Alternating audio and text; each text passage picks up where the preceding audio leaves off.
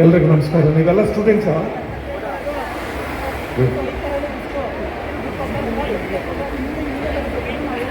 ನಮ್ಮಲ್ಲಿ ಒಂದು ಪುರಾಣದ ಕಥೆ ಇದೆ, ನೀವು ಕೇಳಿದ್ದೀರೇನೋ. ಭೂಮಿಯಲ್ಲಿ ಏನಾದರೂ ಬಹಳ ಅದ್ಭುತವಾದದ್ದು ನಡೀತಾ ಇದ್ರೆ ದೇವತೆಗಳು ಮೇಲೆ ನಿಂತ್ಕೊಂಡು ನೋಡ್ತಾ ಇರ್ತಾರೆ. ಕೇಳಿದಿರಲ್ವಾ? ಇಲ್ಲೇನಾದರೂ ಬಹಳ ಅದ್ಭುತವಾದದ್ದು ನಡೆದ್ರೆ ದೇವತೆಗಳೆಲ್ಲ ಮೇಲೆ ನಿಂತ್ಕೊಂಡು ಸಾಲಾಗಿ ನೋಡ್ತಾರೆ. ಅದೇನಾದರೂ ಸತ್ಯ ಆದರೆ ಇವತ್ತು ದೇವತೆಗಳೆಲ್ಲ ಕುಣಿಗಲ್ ನಗರದ ಮೇಲಿದ್ದಾರೆ. ನಿಮ್ಮನ್ನು ನೋಡಿ,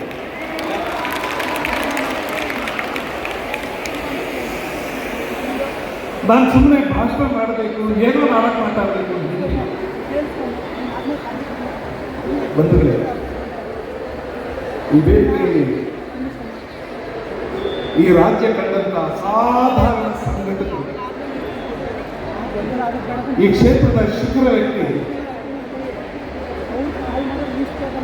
ಸಂಸದರಾಗಿ ಕೆಲಸ ಮಾಡಿ ನಾನು ಬಲ್ಲ ಹಾಗೆ ಸಂಸದರ ನಿಧಿಯನ್ನ ಇಡೀ ಭಾರತ ದೇಶದಲ್ಲಿಯೇ ಅತ್ಯಂತ ಪರಿಣಾಮಕಾರಿಯಾಗಿ ಬಳಸಿದ ಸಂಸದ ಅನ್ನುವಂತಹ ಮುಂಚೂಣಿ ಹೆಸರನ್ನು ಸಂಪಾದನೆ ಮಾಡಿಕೊಂಡು ಸನ್ಮಾನ್ಯ ಶ್ರೀ ಅವರ ವೇದಿಕೆ ಮೇಲಿದ್ದಾರೆ.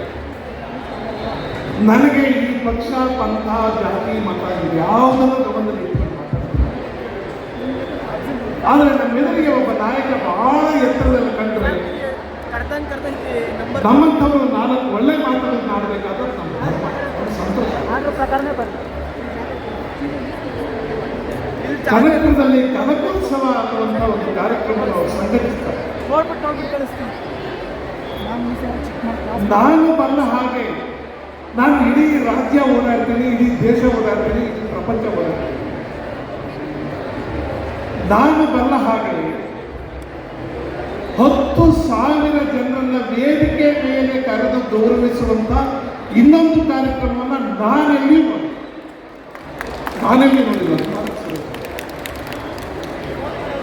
ವೇದಿಕೆ ಮೇಲೆ 100 ಜನ, 200 ಜನ, 500 ಜನ ಅವರನ್ನು ಗೌರವಿಸಿ ಕಳಿಸ್ಕೊಂಡು ನನಗೆ ಇದೇನಾದರೂ ಪ್ರಾಯೋಗಿಕವಾಗಿ ಸಾಧ್ಯವಾಗಿ ಯೋಚನೆ ಮಾಡಿದೆ. ಸನ್ಮಾನ್ಯ DK ಶಿವಕುಮಾರ್ ಸಾಹೇಬರು ನನಗೆ ಹೇಳಿದ್ರು, ನಾವು 1000 ಜನಕ್ಕೆ ಗೌರವ ಮಾಡ್ತಾ ಇದ್ದೇವೆ, ಸನ್ಮಾನ ಮಾಡ್ತಿದ್ದೀವಿ. ನನಗೆ ಇದೆಲ್ಲ ಆಗೋದಿಲ್ಲ ಅಂತ ಅನಿಸ್ತಿತ್ತು. ಆದ್ರೆ ನಾನು ಪ್ರತ್ಯಕ್ಷ ಕಣ್ಣಾರೆ ನೋಡಿದೆ. ಆ ಇಡೀ ಪರಿಕಲ್ಪನೆ ನನಗೆ ಗೊತ್ತಿದೆ. ಅದು ಸುರೇಶ್ ಅವರು 3 ದಿನದಲ್ಲಿ 10,000 ಜನರನ್ನ ಕನಕಪುರ ಜಿಲ್ಲೆಯಲ್ಲಿರುವಂಥ ಎಲ್ಲ ವೃತ್ತಿ, ಎಲ್ಲ ಕಸುಬುಗಳು, ಎಲ್ಲ ಪ್ರತಿಭಾವಂತರು, ಎಲ್ಲ ಶಿಕ್ಷಕರು, ಎಲ್ಲರನ್ನು ಯಾರ್ಯಾರನ್ನ ಗೌರವಿಸಬೇಕು ಅಂತ ಅನಿಸುತ್ತೆ ಅವರೆಲ್ಲರನ್ನೂ ವೇದಿಕೆ ಮೇಲೆ ಕರೆದು ಗೌರವಿಸಿದಂಥ ಅಸಾಧಾರಣ ಸಂಘಟನೆ ಸನ್ಮಾನ್ಯ DK ಸುರೇಶ್ ಅವರು ವೇದಿಕೆ ಮೇಲಿದ್ದಾರೆ. ನಾನು ಯಾವಾಗಲೂ ಈ ಮಾತನ್ನು ಹೇಳ್ತಿದ್ದೆ, ಜನಪ್ರತಿನಿಧಿಯಾದವರಿಗೆ ಅವರ ಕ್ಷೇತ್ರವನ್ನು ಅಥವಾ ಒಂದು ರಾಜ್ಯವನ್ನು, ಒಂದು ನಾಡನ್ನು ಕಟ್ಟುವಲ್ಲಿ 2 ಬಗೆಯ ಕೆಲಸ ಇರುತ್ತೆ. ಒಂದು, ಅದನ್ನು ಹೊರಗಿಂದ ಕಟ್ಟು, ಇನ್ನೊಂದು ಅದನ್ನು ಒಳಗಿಂದ ಕಟ್ಟು. ಹೊರಗಿಂದ ಕಟ್ಟೋದು ಅಂದರೆ ಸರ್ಕಾರದ ಕಟ್ಟಡಗಳು ಚೆನ್ನಾಗಿರ್ಬೇಕು, ರಸ್ತೆ ಚೆನ್ನಾಗಿರ್ಬೇಕು, ಎಲ್ಲಾದರೂ ಕೆರೆ ಕಟ್ಟೆ ಕಾಲುಗಳನ್ನು ಅಭಿವೃದ್ಧಿ ಮಾಡಬೇಕು, ಜನಗಳಿಗೆ ನೀರಾವರಿ ಸೌಲಭ್ಯ ಒದಗಿಸಬೇಕು, ಊರೂರಿಗೆ ನೀರಿನ ವಾತಾವರಣ, ನೀರಿನ ಸೌಕರ್ಯ ಚೆನ್ನಾಗಿರ್ಬೇಕು. ಇವನ್ನೆಲ್ಲ ಮಾಡೋದು ಒಂದು ಊರನ್ನ, ಒಂದು ನಾಡನ್ನ ಹೊರಗಿಂದ ಕಟ್ಟೋದು. ಒಳಗಿಂದ ಕಟ್ಟೋದು ಅಂದರೆ ಇಂಥ ಪ್ರತಿಭಾವಂತರನ್ನೆಲ್ಲ ಕರೆದು ಗೌರವಿಸೋದು. ನಾಳೆ ಈ ಮಕ್ಕಳು ನಮ್ಮ ರಾಷ್ಟ್ರದ ಸಂಪತ್ತು, ನೀವು ಸಂಪತ್ತು ಅಂತ ಅವರಿಗೆ ಹೇಳೋದು. ನಮಗೊಂದು ಧಾರ್ಮಿಕತೆ ಇದೆ, ಆ ಧಾರ್ಮಿಕ ಬದ್ಧತೆಯನ್ನು ದೃಢಗೊಳಿಸೋದು. ನಮಗೊಂದು ಸಂಸ್ಕೃತಿ ಇದೆ, ಆ ಸಂಸ್ಕೃತಿಯನ್ನು ಹೆಚ್ಚಳಗೊಳಿಸೋದು. ನಾನು ಕಾಲೇಜಲ್ಲಿ ಮೇಷ್ಟ್ರಾಗಿದ್ದೆ. ಕುಣಿಗಲ್ಲಂದ್ರೆ ಏನು ಅಂದರೆ ನಿಮಗೇನು ಅನ್ಸುತ್ತಾ ಗೊತ್ತಿಲ್ಲ. ಕುಣಿಗಲ್ಲಲ್ಲಿ ಜನಸಂಖ್ಯೆ ಎಷ್ಟಿದೆ? ಕುಣಿಗಲ್ಲು ಎಷ್ಟು ವಿಸ್ತಾರವಾಗಿದೆ, ಇಲ್ಲಿ ಯಾವ್ಯಾವ ಜಾತಿ ಜನಾಂಗ ಇದೆ, ಜನ ಹೇಗೆ ಜೀವನ ಮಾಡ್ತಾ ಇದ್ದಾರೆ, ನಿಮ್ಮ ವೃತ್ತಿ ಏನು, ಕಸುಬೇನು, ಇದೆಲ್ಲ ಲೆಕ್ಕಾಚಾರ ಹಾಕೋದು ಸರ್ಕಾರ. ಅದು ಸರ್ಕಾರದ ಲೆಕ್ಕಾಚಾರ. ಆದರೆ ನನ್ನಂಥವ್ರ ಲೆಕ್ಕಾಚಾರ ಏನು ಅಂದರೆ, ಕುಣಿಗಲ್ ಅಂದ ತಕ್ಷಣ ನನಗೆ ನೆನಪಾಗೋದು ಇಲ್ಲಿ 1000 ವರ್ಷಗಳಿಗಿಂತ ಹಿಂದೆ ಕಟ್ಟಿದಂಥ ಒಂದು ಅದ್ಭುತವಾದ ಕೆರೆ ಇದೆ. ಅದನ್ನು ಕಟ್ಟಿದವರು ಯಾರೋ ಒಬ್ಬ ಸಾಮಾನ್ಯ ದೊರೆಯಲ್ಲ, ಇಡೀ ದಕ್ಷಿಣ ಭಾರತದಲ್ಲಿಯೇ ಒಂದು ಬಹಳ ದೊಡ್ಡ ಸಂಚಲನವನ್ನು ಉಂಟು ಮಾಡಿದಂಥ ಗಂಗರ ದೊರೆ ಶ್ರೀ ಪುರುಷ ಕಟ್ಟಿದಂಥ ಕೆರೆ ಈ ಕುಣಿಗಲ್ನಲ್ಲಿದೆ ಅಂದರೆ ನೀವೆಲ್ಲರೂ ಹೆಮ್ಮೆಯಿಂದ ಎದೆ ಕಟ್ಕೋಬೇಕು. ನಮ್ಮದೊಂದು ದೊಡ್ಡ ಇತಿಹಾಸ ಕುಣಿಗಲ್ಲು. ನನ್ನಂಥವ್ರಿಗೆ ಅದು ಮುಖ್ಯ. ಬಾಳೆಯ ಹಣ್ಣಿನಂತೆ ಬಾಗಿದ ಕುಣಿಗೆ ಕೆರೆ, ಬಾವ ತಂದವನೇ ಬಣ್ಣದ ಸೀರೆ. ಅದು ಅದ್ಭುತವಾದ ಹಾಡು. ಬಾಳೆಯ ಹಣ್ಣಿನಂತೆ ಬಾಗಿದ ಕುಣಿಗಲ್ ಕೆರೆ. ನಾನು ಕುಣಿಗಲ್ ಕೆರೆ ಏರಿ ಮೇಲೆ ಹೋಗುವಾಗೆಲ್ಲ ನೋಡ್ತೀನಿ, ಇದಕ್ಕೆ ಆ ಥರದ ಆಕಾರ ಏನೋ ಇರ್ಬೋದೇನೋ, ಆ ಕೆರೆ ಹೀಗೆ ಬಾಗಿರ್ಬೋದು. ಅದಕ್ಕೆ ಕವಿ ಬಾಳೆಯ ಹಣ್ಣಿನಂಗೆ ಬಾಗಿದ ಕುಣಿಗಲ್ ಕೆರೆ, ಬಾವ ತಂದವನೇ ಬಣ್ಣದ ಸೀರೆ. ನಿಂಬೆಯ ಹಣ್ಣಿನಂತೆ ತುಂಬಿದ ಕುಣಿಗಲ್ ಕೆರೆ. ಇನ್ನು ಮುಂದಿನ ಸಾಲು ನಮಗೆ ಬಹಳ ಇಷ್ಟ. ಅಂದ ನೋಡಲು ಶಿವ ಬಂದರು. ನಿಮ್ಮ ಕೆರೆ ನೋಡೋದಕ್ಕೆ ಸಾಕ್ಷಾತ್ ಪರಮೇಶ್ವರ ಬಂದರು, ಸಾಕ್ಷಾತ್ ಶಿವ ಬಂದರು. ನನಗೆ ಬಹಳ ಮುಖ್ಯವಾಗುತ್ತೆ, ಸಾಂಸ್ಕೃತಿಕವಾಗಿ ಈ ಊರನ್ನು ನೋಡುವಾಗ ನಮ್ಗೆ ಬಹಳ ಮುಖ್ಯ ಆಗೋದು, ಇಲ್ಲೊಂದು ಒಂದು ಅದ್ಭುತವಾದ ಕೆರೆ ಇದೆ. ಒಂದು ಐತಿಹಾಸಿಕವಾದ ಟಿಪ್ಪು ಸುಲ್ತಾನ್ ಹೈದರಾಲಿ ಅವರು ಕಟ್ಟಿದಂಥ ಅದ್ಭುತವಾದ ಸ್ಟಡ್ ಫಾರ್ಮ್ ಇದೆ. ನೂರಾರು ದೇವತೆಗಳಿದ್ದಾರೆ. ಅದಕ್ಕೆಲ್ಲ ಒಂದು ಇತಿಹಾಸ. ರಾಷ್ಟ್ರಕೂಟರು ಆಳಿದ್ದಾರೆ, ಗಂಗರು ಆಳಿದ್ದಾರೆ. ಬಹಳ ದೊಡ್ಡ ಇತಿಹಾಸ. ಒಬ್ಬ ಜನನಾಯಕನ ಕರ್ತವ್ಯ ಅದನ್ನು ಕೂಡ ಎಚ್ಚರಗೊಳಿಸುವಂಥದ್ದು. ಡಾಕ್ಟರ್ ರಂಗನಾಥ್ ಅವರು, ನಿಮ್ಮ ಶಾಸಕರು, ಆ ಕೆಲಸವನ್ನು ಈ ಕುಣಿಗಲ್ ಉತ್ಸವದ ನೆಪದಲ್ಲಿ ಅದ್ಭುತವಾಗಿ ಮಾಡ್ತಾರೆ. ನೀವೆಲ್ಲ ಮಕ್ಕಳಿದ್ದೀರಿ ಅನ್ನೋ ಕಾರಣಕ್ಕೆ ಈ ಮಾತನ್ನು ಹೇಳಬೇಕು, ದಯವಿಟ್ಟು ತಲೆಗೆ ಹಾಕಲ್ಲ. ಒಂದು ಕಾಲದಲ್ಲಿ ಮನುಷ್ಯನ ಶಕ್ತಿ ಯಾವುದು ಅಂದರೆ ಅವನ ಆಸ್ತಿ. ಅವ್ನು ಎಷ್ಟು ಗದ್ದೆ ಇದೆ, ಎಷ್ಟು ತೋಟ ಇದೆ, ಎಷ್ಟು ಹೊಲ ಇದೆ, ಎಷ್ಟು ಜನ, ಎಷ್ಟು ಜಾನುವಾರು, ಮನೇಲಿ ಎಷ್ಟು ಚಿನ್ನ ಇದೆ, ಎಷ್ಟು ಒಡವೆ ಇದೆ ಅಂತೆಲ್ಲ ನೋಡಿ ಒಬ್ಬ ಮನುಷ್ಯ ಎಷ್ಟು ದೊಡ್ಡವನ್ನು ತೀರ್ಮಾನ ಮಾಡ್ತೀವಿ. ಆಮೇಲೆ ಅದು ಬದಲಾಗೋಯ್ತು. ಮನುಷ್ಯನ ಪವರ್ ಯಾವುದು ಅಂದರೆ not your assets and properties. ನಿಮ್ಮ ಆಸ್ತಿ ಬಾಕ್ಸೇ ಅಲ್ಲ, ಪರಿಕಲ್ಪನೆ ಬೇರೆ ಆಯಿತು. ಮನುಷ್ಯನ ಪವರ್ ಯಾವುದು ಅಂದರೆ your property and assets are not your power. Power is your education. Power ಅನ್ನೋದು ನಿಮ್ಮ ವಿದ್ಯೆ ಪವರ್. ಸ್ವಲ್ಪ ದಿವಸ ಆದ್ಮೇಲೆ ಅದು ಬದಲಾಗುತ್ತೆ. ಎಜುಕೇಶನ್ ಕೂಡ ಪವರ್ ಅಲ್ಲ. ಈಗ ಪವರ್ ಅಂದರೆ what is your job, what is your package, how much do you earn, ಎಷ್ಟು ದುಡಿಸ್ತೀರಿ, ಎಷ್ಟು ಗಳಿಸ್ತೀರಿ, ನಿಮ್ಮ ಕೆಲಸ ಯಾವುದು. ಈಗಿನ ಕಾಲ ಮಕ್ಕಳೇ, ನನ್ನ ಮಾತನ್ನು ದಯವಿಟ್ಟು ಗಂಭೀರವಾಗಿ ಕೇಳಿಸ್ಕೊಳ್ಳಿ. ಈಗ ಬರುವ ಮುಂದಿನ ಕಾಲ ಇದೆಯಲ್ಲ, ಅದರಲ್ಲಿ ಪವರ್ ಯಾವುದು ಅಂದರೆ knowledge is power, knowledge is only power. ನೀವು ನಾಲೆಡ್ಜಬಲ್ ಆದರೆ ನಿಮ್ಮನ್ನು ಯಾರು ಹಿಡಿಯೋದಿಲ್ಲ. ನೀವು ಬಡವರ, ಬಲ್ಲಿರ, ಯಾವ ಜಾತಿಯವರು, ಯಾವ ಮತ, ಯಾವ ಪಂಥ, ಹಿಂದೂಗಳ, ಮುಸ್ಲಿಮರ, ಕ್ರೈಸ್ತರ, ಜೈನರ, ಬೌದ್ಧರ ಯಾವುದೂ ಮುಖ್ಯ ಅಲ್ಲ. ಇಫ್ ಯು ಆರ್ ನಾಲೆಡ್ಜಬಲ್, ಇನ್ಮೇಲೆ ನೀವು ಬದುಕ್ತೀರಿ. ಈ ಪ್ರಪಂಚ ಈ ಮುಂದಿಂದು ಜ್ಞಾನದ ಪ್ರಪಂಚ. ನಾನು ನೋಡ್ತಾ ಇದ್ದೀನಿ, ನಾನು ಕಾಲೇಜಲ್ಲಿ ಮೇಷ್ಟ್ರ ಕೆಲಸ ಮಾಡಿದ್ದೀನಿ, ನೋಡ್ತಿದ್ದೀನಿ. ಮನೆ ಕೆಲಸ ಮಾಡ್ತಾ ಇದ್ದ ಒಬ್ಬ ಹೆಣ್ಮಗಳ ಮಗ, ಆಕೆ ಯಾರ್ಯಾರು ಮನೆ ಕೆಲಸ ಮಾಡೋರು, ಬೆಳಗ್ಗೆ ಹೋಗಿ ಯಾರ ಮನೆ ಪಾತ್ರ ಕೊಡೋದು, ಯಾರ ಮನೆ ಒರೆಸಿ, ಯಾರ ಮನೇಲಿ ಬಟ್ಟೆ ಹೊಡೆದು ಮಗನ ಸ್ಕೂಲಿಗೆ ಕಳಿಸೋದು. ಆ ಯಮನ್ ವಿಷಯ ತಪ್ಪೋಯ್ತು. ಈ ಹುಡುಗ, ಅವನಿಗೆ ಹೇಳ್ತೀನಿ, ವೆಂಕಟೇಶ್ ಪ್ರಸಾದ್ ಅಂತ, ಈ ಹುಡುಗ ತಾನು ಯಾರ್ಯಾರೋ ಮನೆಗೆ ಹೋಗಿ ಪಾತ್ರ ತೊಳೆದು ಬಟ್ಟೆ ಹೊಡೆದು ಬಂದಿದ್ದ. ಅಲ್ಲಿಗೆ ನಾಲೆಡ್ಜ್ ಪವರ್ ಅನ್ನೋದಕ್ಕೆ ಮಾತು ಹೇಳ್ತೀನಿ.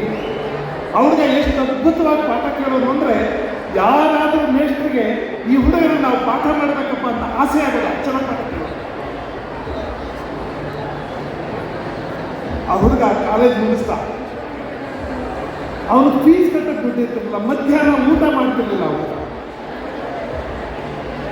ಕಾಲೇಜ್ ಕಷ್ಟಪಟ್ಟು ಮುಗಿಸ್ತಾ, ಸಂಜೆ ಹೊತ್ತು ಯಾರೋ ಆಡಿಟ್ ಆಫೀಸಲ್ಲಿ ಕೆಲಸ ಮಾಡ್ತಿದ್ದ, ಚಾರ್ಟರ್ಡ್ ಅಕೌಂಟೆಂಟ್ ಆಗ್ಬಿಟ್ಟ, ಯಾವುದೋ ಒಂದು ಕಂಪ್ನಿಯಲ್ಲಿ ಕೆಲಸಕ್ಕೆ ಸೇರ್ಕೊಂಡ ಪುಣೆಯಲ್ಲಿ. ಅವ್ರು ಕೆಲಸಕ್ಕೆ ಸೇರ್ಕೊಂಡ್ಮೇಲೆ ಅವ್ರ ಅಮ್ಮನ್ನ ನನಗೆ ಪರಿಚಯ ಮಾಡಿಸೋದಕ್ಕೆ ಅಂತ ಕಾಲೇಜಿಗೆ ಕರ್ಕೊಂಡು ಬಂದಿದ್ದ. ನಾನು ದಳ ಕಣ್ಣೀರು ಸುರಿಸುತ್ತೆ. ಯಾಕೆಂದರೆ ಆ ತಾಯಿ ಹೇಳಿದ್ರು, ಸರ್ ನನ್ನ ಲೈಫಲ್ಲಿ ಮೊದಲನೇ ಸಲ ರೇಷ್ಮೆ ಸೀರೆ ಉಳಿಸ್ಕೊಂಡಿದ್ದೀನಿ ಸರ್. ನನ್ನ ಮೊದಲಲ್ಲೂ ನನ್ನ ಗಂಡ ರೇಷ್ಮೆ ಸೀರೆ ತಂದಿದ್ದಿಲ್ಲ ಸರ್. ನನ್ನ ಮಗ ಫಸ್ಟ್ ಟೈಮ್ ರೇಷ್ಮೆ ಸೀರೆ ಉಳಿಸ್ತಿದ್ದ. ಆಕೆ ಕೈಯಲ್ಲಿ ಬಂಗಾರದ ಬಳೆ ಮಾಡಿಸಿದ್ದಾನೆ ಮಗ. ಅದನ್ನು ತೋರಿಸಿದ್ದು ನನ್ನ ಮಗ ನನಗೆ ಬಂಗಾರದ ಬಳೆ ಮಾಡಿಸ್ಕೊಟ್ಟಿದ್ದಾನೆ ಸರ್. ನನ್ನ ಗಂಡ ನನಗೆ ಚಿನ್ನದ ಮಾಂಗಲ್ಯ ಕಟ್ಟಿದ್ರು. ಅಂಥ ಬಡ್ಕೊಂಡಿದ್ದ ಬಂದೆ ಸರ್. ಆ ಹುಡುಗ, ನಾನೊಂದ್ಸಲ ಅಮೆರಿಕಕ್ಕೆ ಹೋಗಿದ್ದೆ, ಫೋನ್ ಮಾಡ್ದ, ನಾನು ಏನೋ ನಿನ್ನ ವಾಯ್ಸ್ ಕೇಳಿಸ್ತಾ ಇದೆ, ಎಲ್ಲಿದೆಯಾ? ಅಮೆರಿಕಾದಲ್ಲಿದೆ. ನಾನು ಏನು ಮಾಡ್ತಿದ್ದೀಯಾ ಇಲ್ಲಿ? ನನ್ನ ಕಂಪ್ನಿಯನ್ನು ಅಮೆರಿಕಾದಲ್ಲಿ ಎಸ್ಟಾಬ್ಲಿಷ್ ಮಾಡೋದಕ್ಕಾಗಿ ಬಂದಿದ್ದೀನಿ ಸರ್. ನಾನು 6 ತಿಂಗಳು ಇಲ್ಲೇ ಇರ್ತೀನಿ. ನನಗೆ ಅವ್ರು ನೋಡಬೇಕು ಅಂತ ಅನಿಸ್ತು. ಹೋಗಿ ನೋಡ್ಕೊಂಡು ಬಂದೆ. ಆಮೇಲೆ ವಾಪಸ್ ಬಂದೆ. ಈಗ ಒಂದು 6 ತಿಂಗಳಿಂದ ಬೆಂಗಳೂರು ಬಂದಿದ್ದಾನೆ. ಒಂದು 6 ತಿಂಗಳಿಂದ ಒಂದು ಹೊಸ ಕಾರು, 1,30,30,00,000 ಒಂದು ಕಾರು, ಅದನ್ನು ತಗೊಂಡು ನಮ್ಮ ಮನೆಗೆ ಬಂದಿದ್ದ. ಸರ್, ಈ ಕಾರನ್ನು ನೀವು ನೋಡಬೇಕು, ನೀವು ಡ್ರೈವ್ ಮಾಡಬೇಕು ಅಂತ ಆಸೆ ಸರ್. ನನಗೆ ಭಾಳ ಸಂತೋಷ ಆಯಿತು. ಅವ್ನಿಗೆ ಪ್ರಸಾದ್, ನೀನು ಸಂಬಳ ಎಷ್ಟು ಅಂತ ಕೇಳೋದು ಡೀಸೆನ್ಸಿ ಅಲ್ಲ, ಆದರೆ ನೀನು ಯಾವ ಅವಸ್ಥೆಯಿಂದ ಎದ್ದು ಬಂದಿದ್ದೀಯ ಅಂತ ನನಗೆ ಗೊತ್ತಿದೆ. ನೀನು ವಿದ್ಯಾಭ್ಯಾಸ ನಾನು ನೋಡಿದ್ದೀನಿ. ನಿನ್ಗೆ ಎಷ್ಟು ಸಂಬಳ ಬರುತ್ತೆ ಹೇಳೋ. ನಿನ್ಗೆ ಹೇಳಕ್ಕೆ ಇಷ್ಟ ಇಲ್ಲ ಅಂದರೆ ಹೇಳ್ಬೇಡ, ಎಷ್ಟು ಸಂಬಳ ಬರುತ್ತೆ ಹೇಳು. ಅವ್ರಿಗೆ ಇಲ್ಲ, ನನಗೆ ವರ್ಷದ ಸಂಬಳ 3 ಕೋಟಿ ಸರ್. ಒಂದು ವರ್ಷಕ್ಕೆ 3 ಕೋಟಿ. ನಾನು ಯಾಕೆ ಈ ಮಕ್ಕಳಿಗೆ ಹೇಳ್ತಾ ಇದ್ದೀನಿ ಅಂದರೆ, ಇವತ್ತು ಈ ಪ್ರತಿಭೋತ್ಸವ, ಪ್ರತಿಭಾ ಪುರಸ್ಕಾರ ಮಾಡೋದಲ್ಲ ಯಾಕೆ ಅಂದರೆ, ಯಾವುದೋ ಒಂದು 4 ಜನಕ್ಕೆ, ಯಾವುದೋ ಒಂದು 40 ಜನಕ್ಕೆ, ಯಾರೋ 400 ಮಕ್ಕಳಿಗೆ ನಾವು ಏನಾದರೂ ಆಗ್ಬೋದು ಅನ್ನೋ ಆತ್ಮವಿಶ್ವಾಸ ಕೊಡುತ್ತಲ್ಲ. ಇಂಥ ಮಾದರಿಗಳೆಲ್ಲ ನಿಮ್ಮನ್ನು ವೇದಿಕೆ ಮೇಲೆ ಕರೆದು ನೀವು ಬೆಂತಟ್ಟಿ, ನಿಮಗೆ ಆಶೀರ್ವಾದ ಮಾಡಿ, ನೀವು ಶಾಲೆ ಹೊರಿಸಿ, ನಿಮಗೊಂದು ಪುರಸ್ಕಾರ ಕೊಟ್ಟು ಒಂದು ಸರ್ಟಿಫಿಕೇಟ್ ಕೊಟ್ಟು ಕಳಿಸಿದ್ರೆ ಎಲ್ರಿಗೂ ಅಲ್ಲದೆ ಇದೆ. 4,000 ಜನಕ್ಕೆ ಸನ್ಮಾನ ಮಾಡಿದ್ರೆ 4,000 ಜನಕ್ಕೆ ತಟ್ಟಂತ ಮೇಲೆ ಇರೋದಿಲ್ಲ. ಆದರೆ 400 ಜನ, 40 ಜನ ನಾನು ಏನಾದರೂ ಮಾಡ್ಬೋದು ಅಂತ ಸನ್ಮಾನ್ಯ ಮುದ್ದಮ್ಮೇಗೌಡರ ಮಾತನ್ನು ಹೇಳ್ತಾ ಇದ್ದೆ. You should have a feeling within.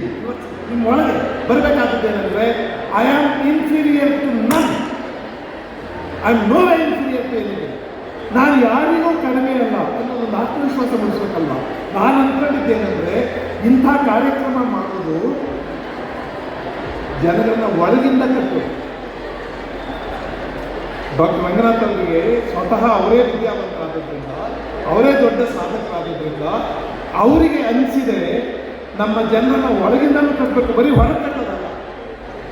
ದೊಡ್ಡ ರಸ್ತೆ ಮಾಡಿಸೋದು ಅಷ್ಟೇ MLA ಕೆಲಸ ಅಲ್ಲ, ಕೆರೆ ಕಟ್ಟೆ ಕಟ್ಟಿಸೋದು ಅಷ್ಟೇ MLA ಕೆಲಸ ಅಲ್ಲ, ಸಭ್ಯಗಳನ್ನು ಮಾಡೋದು, ಫ್ಲೈಓವರ್ಗಳು ಮಾಡೋದು ಅಷ್ಟೇ MLA ಕೆಲಸ ಅಲ್ಲ. ಅದರಿಂದ ಆಚೆನೂ ಇದೆ. ಅದೇನೆಂದರೆ, ಜನ ಬಹಳ ಆತ್ಮವಿಶ್ವಾಸದಿಂದ, ಗೌರವದಿಂದ, ಪ್ರೀತಿಯಿಂದ ಬದುಕ್ತಾರೆ. ಅದನ್ನು ಮಾಡೋದು ಶಾಸಕರು. ಆ ಅರ್ಥದಲ್ಲಿ ಇದು ಕುಣಿಗಲ್ಲಿನ ಉತ್ಸವ.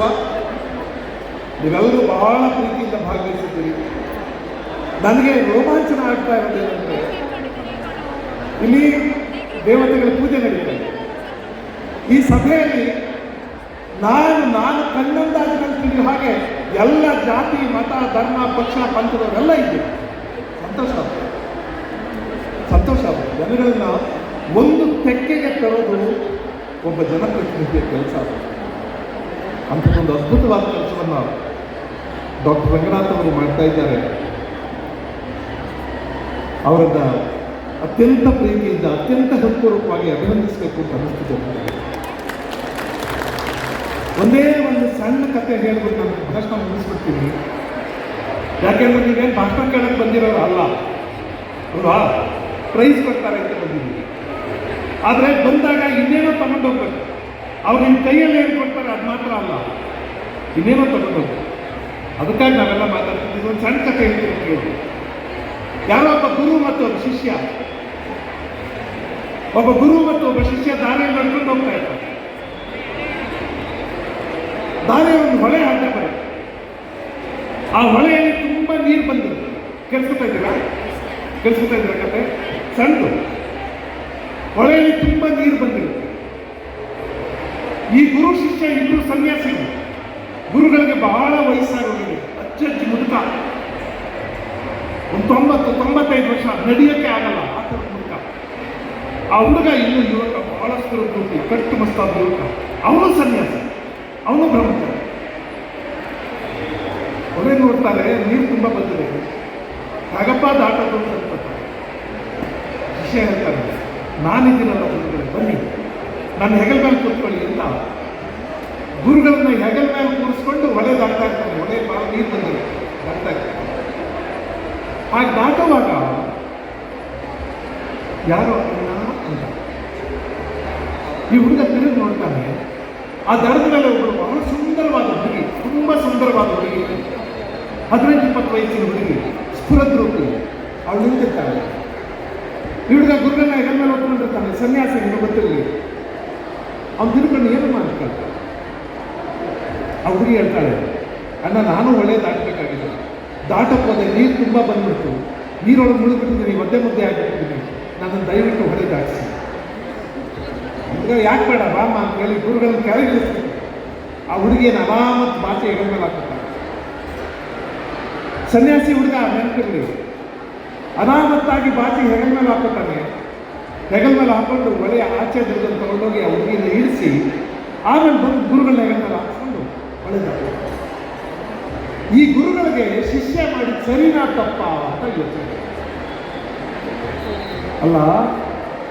ಈ ಹುಡುಗ ಸನ್ಯಾಸಿ, ಯುವಕ, ಸನ್ಯಾಸಿ ಆಗಿರೋನು, ಬ್ರಹ್ಮಚಾರಿ ಆಗಿರೋನು, ಇಂಥ ಸುಂದರವಾದ ಹುಡುಗಿಯನ್ನ ಹೆಗಲ ಮೇಲೆ ಹೊತ್ಕೊಂಡು ಬಂದಲ್ಲ,